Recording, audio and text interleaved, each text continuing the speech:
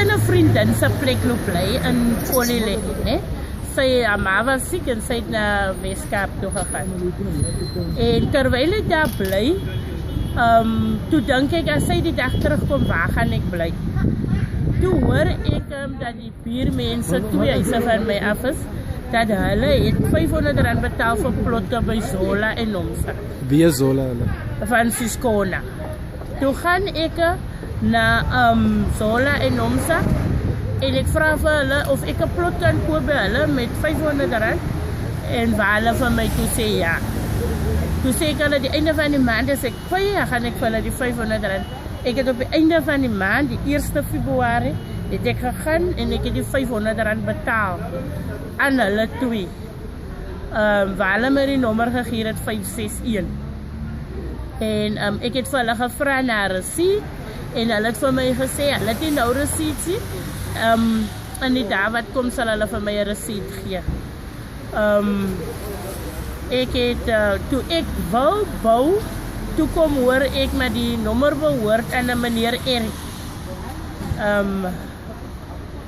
Ek het toe vir hulle gaan vra, kon gee hulle vir my 'n verkeerde nommer? En wat hulle sê, stories soos rumors, ek moet nie aan luister nie.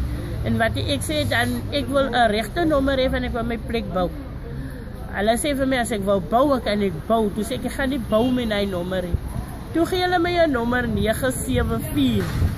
Toe sê ek vir hulle, gaan nie die nommer aanvaar, kom ons gaan polisiestasie toe. Ons maak 'n affidavit, want ek vertrou julle nie meer nie.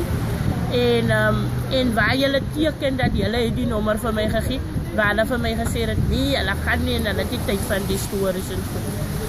Ek het vir hulle aan mekaar gesê, nog tot April maand, ek soek my geld, of ek gaan aan Texas toe, as julle nie my geld. Waar hulle nou heeltemal my groet die, ignoreer my En toe, hoe het dit gekom dat jy 'n saak kan maak teen hulle? Vandag.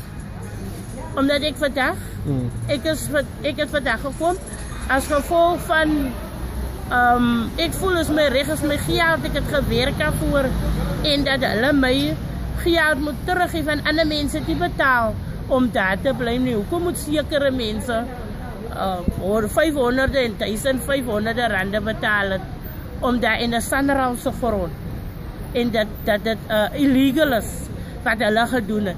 Want as het legal was, sou hulle met my polisiestasie toe gegaan het, ja, wie David loop maak het, en gesê het, hier's plotnommer, en wat ons gee dit